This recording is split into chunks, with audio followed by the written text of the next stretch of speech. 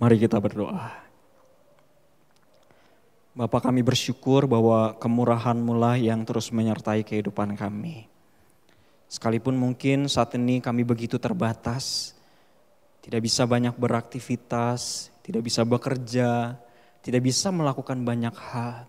Tapi satu yang kami yakin, bahwa pekerjaan tangan Tuhan saat ini tidak terbatas. Tuhan masih terus terlibat, Tuhan masih terus bekerja sampai hari ini. Kami bersyukur karena Tuhanlah yang menjaga setiap kami. Kami tidak tahu masa depan kami, tapi kami percaya Tuhanlah yang terus menolong dan memelihara kami. Kami akan belajar dari kebenaran firman Tuhan, Tuhan boleh menolong setiap kami. Supaya kami dapat mengerti akan kebenaran firman-Mu. Supaya kami boleh merasakan bagaimana Tuhan itu begitu baik buat hidup kami. Kami merasakan kekuatan yang datang daripada Tuhan. Buat kami mengerti Tuhan akan firman-Mu. Terus dorong kami supaya kami mau melakukannya di dalam kehidupan kami. Berbicaralah bagi setiap kami Tuhan. Pakai hamba-Mu yang terbatas juga untuk boleh menjadi berkat bagi setiap jemaat-Mu. Tuhan urapi dengan kuasa daripada Tuhan sehingga segala perkataannya sungguh berasal daripada Tuhan. Terima kasih Tuhan, kami siap untuk mendengarkan firman-Mu. Di dalam nama Tuhan Yesus kami berdoa, amin. Shalom saudara terkasih, apa kabarnya? Kayaknya udah lama gak ketemu. Ya udah sekian lama, udah hitungan bulan, sudah mungkin juga merasa jenuh beribadah di rumah, sudah mungkin merindukan untuk boleh beribadah di dalam gereja. Tapi kita bersyukur sampai hari ini Tuhan yang terus menjaga dan memelihara kita, memberikan kita kesehatan dan kekuatan. Hari ini kita bersama-sama belajar dari satu bagian firman Tuhan yang saya berikan judul Pandanglah pada Yesus. Mari kita membaca di dalam Mazmur nomor yang ke-27, ayat yang ke-7 sampai yang ke-10. Mazmur nomor yang ke-27, ayat yang ke-7 sampai yang ke-10.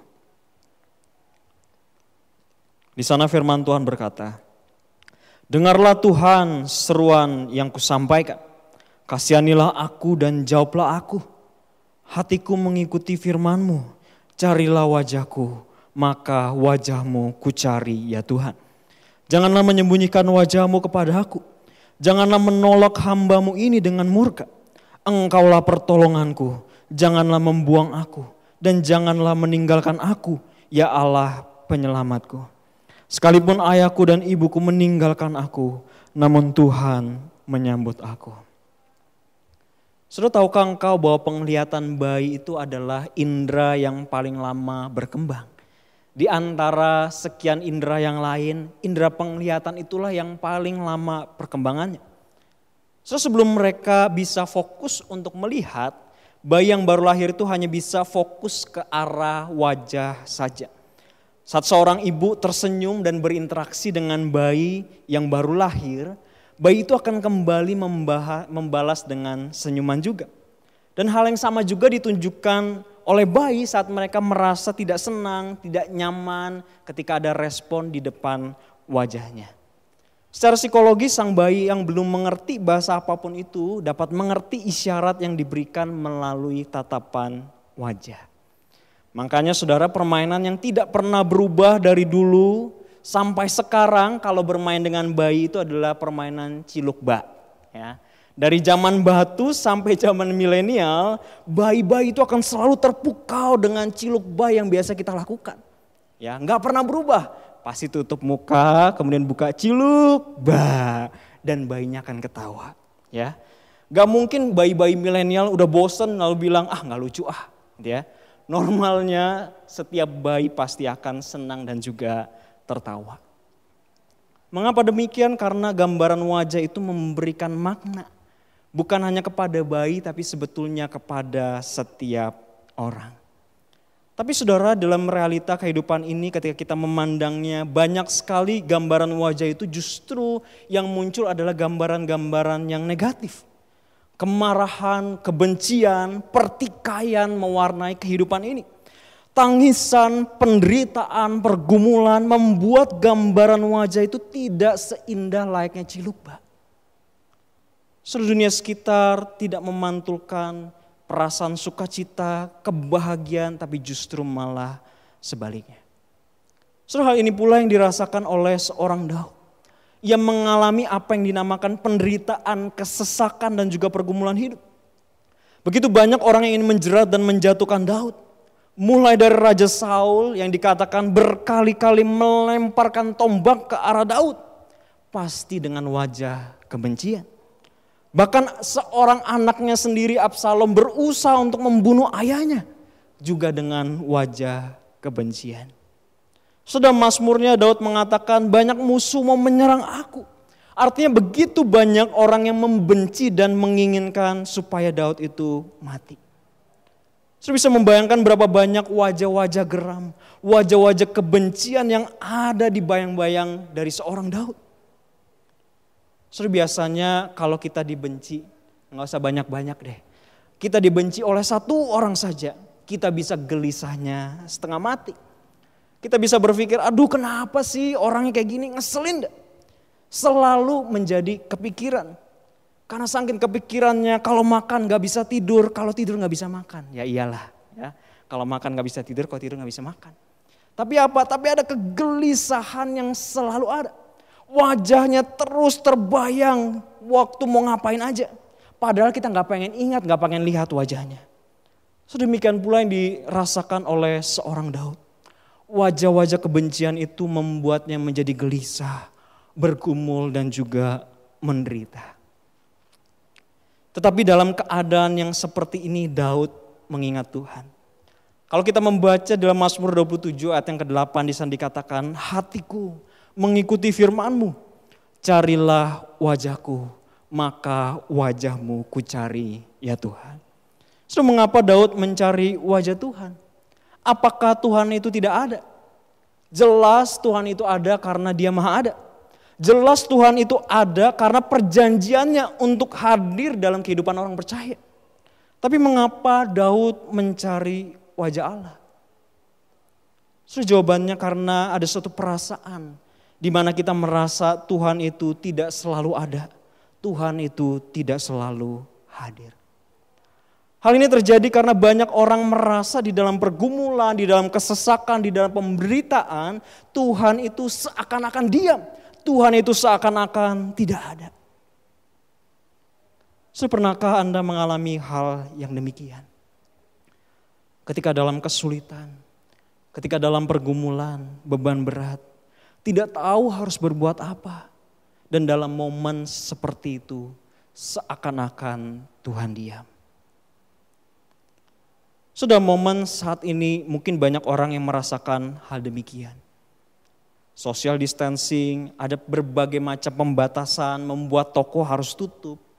Usaha menjadi mangkrak, ada orang-orang yang harus di PHK, tidak ada pemasukan, sakit bahkan kehilangan orang-orang yang terkasih. Virus COVID-19 yang tak kunjung berhenti, kita gak tahu sampai kapan. Satu pertanyaan besar yang ditanyakan oleh banyak orang adalah, di mana Tuhan? Di mana Tuhan? Bahkan ada orang-orang yang merasa Tuhan memang ada. Tapi Tuhan yang membuat segala kekacauan ini lalu ia tinggal pergi begitu saja. Tuhan yang membuat segala kehancuran ini lalu Tuhan meninggalkan begitu saja. Saudara, Daud ingat bahwa Tuhan tidak pernah diam. Tuhan tidak pernah tertidur. Sehingga Daud mengingat Tuhan dan dia mencari wajahnya. Dalam gambaran Alkitab mencari wajah itu menjadi gambaran kedekatan yang intim dan juga disertai dengan hasrat kasih. Menariknya manusia tidak pernah bisa mencari dan menemukan wajah Tuhan sejauh Tuhan tidak pernah menyingkapkan dirinya. Artinya Daud dapat menemukan wajah Allah karena Tuhanlah yang memanggilnya dan menyingkapkan dirinya. Saudara, Daud memilih bukan untuk memandang masalah-masalah yang ada. Dia tidak memilih untuk memandang musuh-musuh yang di depan mata. Tetapi Daud memilih untuk memandang wajah Tuhan. Merasakan kehadirannya di dalam hidupnya. Saudara, kalau mengingat di dalam Bilangan pasal yang ke-6, di sana ada ucapan berkat yang diberikan Allah kepada bangsa Israel. Dan sekarang masih digunakan biasa untuk menjadi ucapan doa berkat di akhir ibadah. Dalam Bilangan 6 ayat 24-26 di sana dikatakan, Tuhan memberkati engkau dan melindungi engkau. Tuhan menyinari engkau dengan wajahnya dan memberi engkau kasih karunia. Perhatikan, Tuhan menghadapkan wajahnya kepadamu dan memberi engkau damai sejahtera. Di sana di bagian akhir dikatakan apa? Tuhan menghadapkan wajahnya. Artinya apa? Ketika Tuhan menghadapkan wajahnya kepada bangsa Israel, di sana Tuhan berkenan kepada mereka. Sudah kita dapat melihat kalau dipandang oleh Allah, itu artinya adalah perkenanan. Kemudian Daud, ketika Daud mau memandang kepada Allah, itu artinya adalah pengharapan. Dan itulah yang Daud rasakan. Tuhan mau berkenan atas dirinya. Dan Daud mau memandang wajah Tuhan. Karena ia tahu ada pengharapan di dalam Tuhan.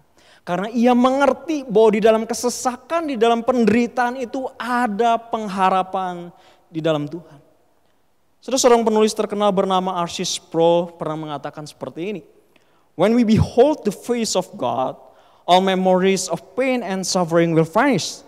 Our souls shall be totally healed. Ketika kita melihat wajah Allah, segala kenangan-kenangan, luka maupun penderitaan akan lenyap. Jiwa kita akan sepenuhnya dipulihkan.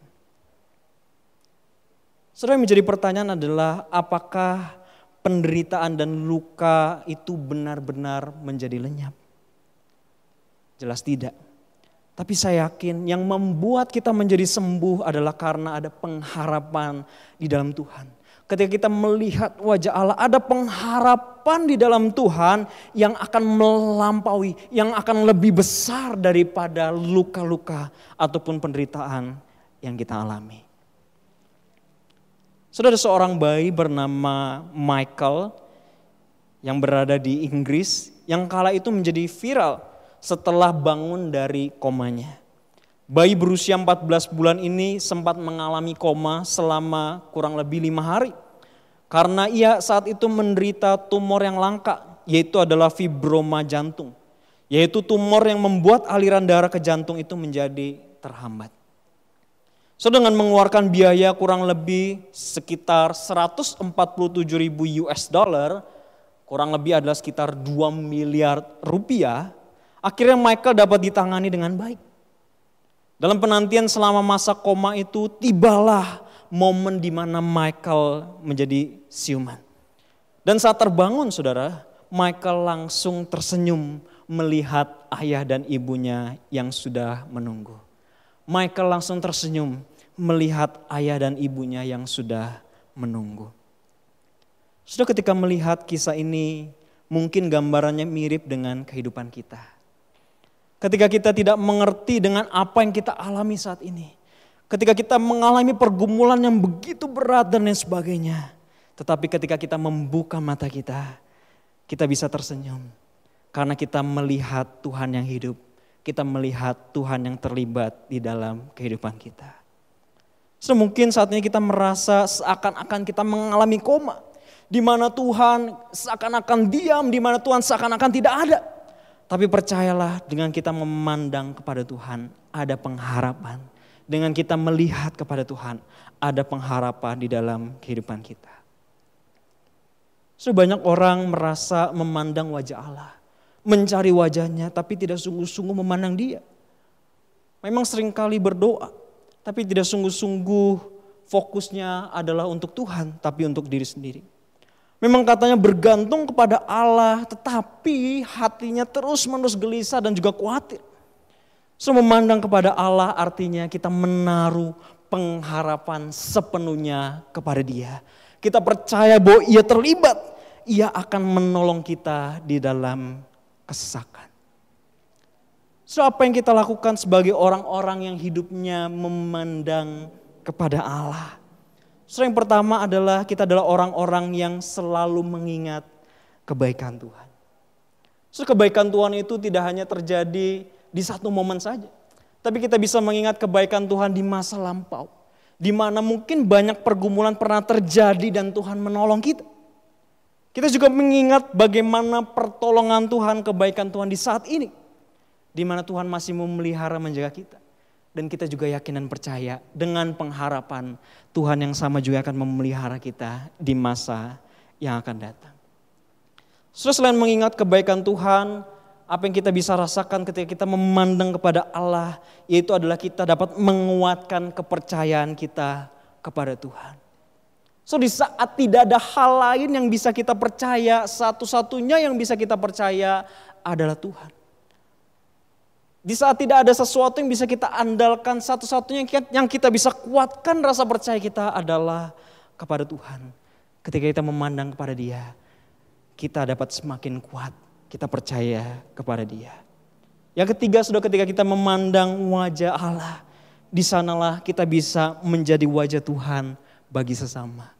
Artinya apa? Artinya di dalam kondisi yang seperti ini kita bisa menjadi berkat bagi orang-orang di luar sana. Kita bisa menjadi wajah Allah yang memancarkan kasih Allah kepada orang-orang di sekitar kita. Dengan kita memandang wajah Allah, di sana ada pengharapan yang sejati. Saya akan menutup khotbah saya dengan saya men-sharingkan seorang pria yang berasal dari Kansas. Yang kala itu dia terluka parah di dalam sebuah ledakan yang terjadi. Wajahnya hancur dan ia kehilangan penglihatan serta kedua tangannya. Sekali lagi, wajahnya hancur, ia kehilangan penglihatan serta kedua matanya. Saudara, kalau Anda menjadi pria ini, apa yang Anda harapkan? Kalau Anda mengalami seperti yang pria ini, apakah ada pengharapan di dalam diri kita? Kalaupun mungkin saya juga mengalami seperti itu, mungkin saya kehilangan harapan. Dan mungkin itu juga yang dirasakan oleh pria ini. Ia baru saja menjadi seorang Kristen, dan salah satu kekecewaan yang paling berat adalah bahwa ia tidak bisa membaca Alkitab.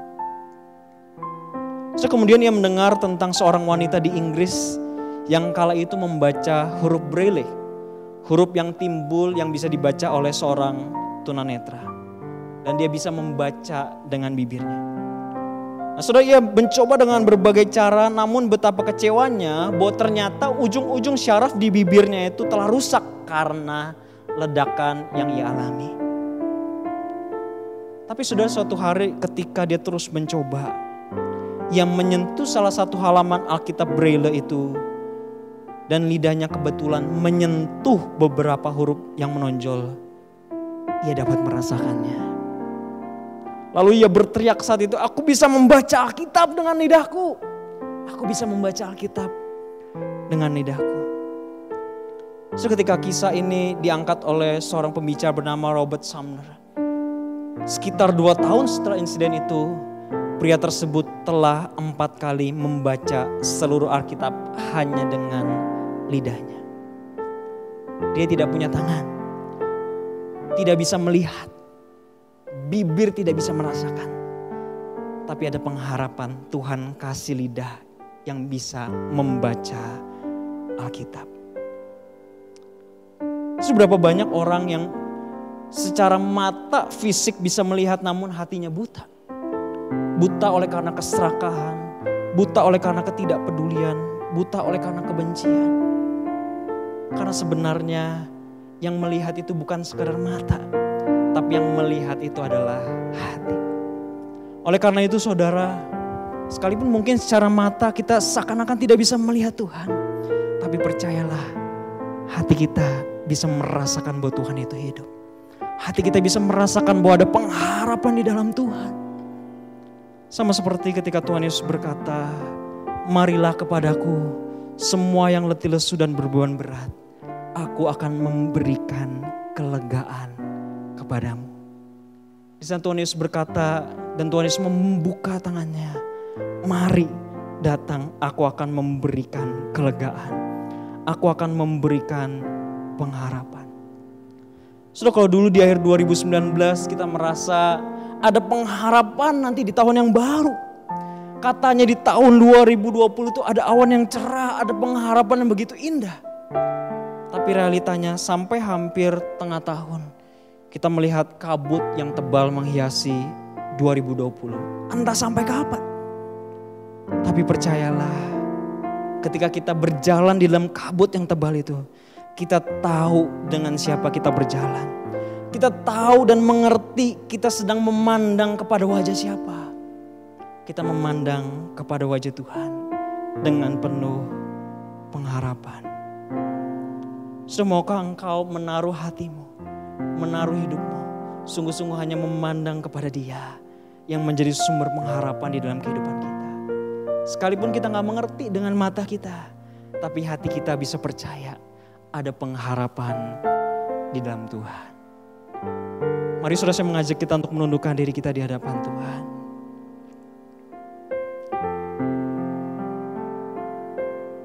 So kalau saya boleh bertanya,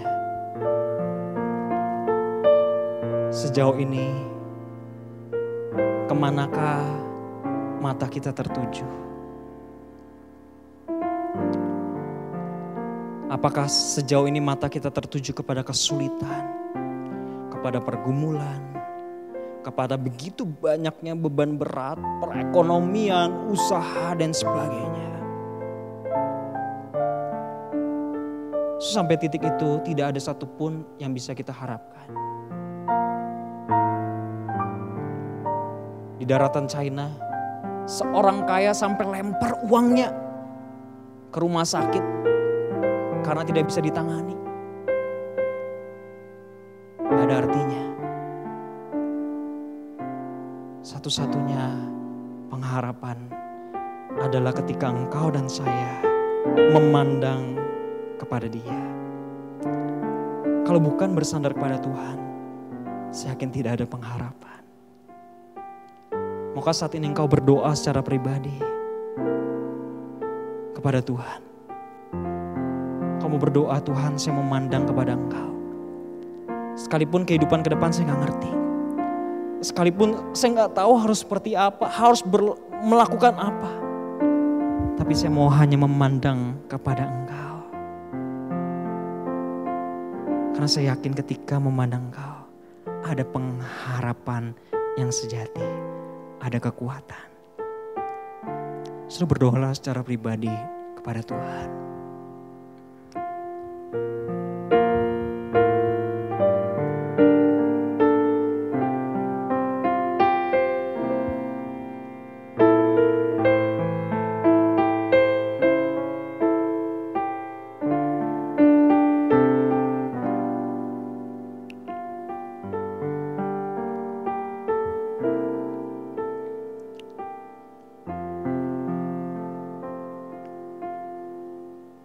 Ya Tuhan, momen COVID-19, momen pandemi saat ini terjadi benar-benar membuktikan bahwa tidak ada satu hal pun yang bisa kami andalkan di dunia ini selain kami mengandalkan Engkau. Tidak ada sesuatu hal apapun yang kami bisa harapkan selain kami hanya bisa berharap kepada Tuhan. Oleh karena itu Tuhan, izinkan kami untuk kami memandang kepada Engkau. Bukan memandang kepada masalah-masalah yang ada. Bukan memandang kepada kesulitan-kesulitan yang ada. Tapi kami memandang kepada Engkau. Dan di sanalah kami dapat dipulihkan. Berkati setiap kami Tuhan. Kalau saat ini kami merasa tawar hati. Kalau saat ini kami merasa gak ada harapan. Kalau saat ini kami merasa kami begitu bergumul beban berat. Biarlah kami boleh Tuhan izinkan untuk kami memandang Engkau. Biarlah kami boleh merasakan kekuatan daripada Engkau. Berkati setiap kami Tuhan. Supaya kami memiliki hati yang percaya. Sekalipun kami tidak melihat apa yang terjadi ke depan. Berkati setiap kami Tuhan. Pimpin hidup kami. Kami mau memandang kepada Engkau. Terima kasih Tuhan, kami bersyukur padamu. Biar firman Tuhan ini boleh melekat dan bertumbuh di dalam kehidupan kami. Ini doa kami Tuhan. Di dalam nama Tuhan Yesus kami berdoa. Amin.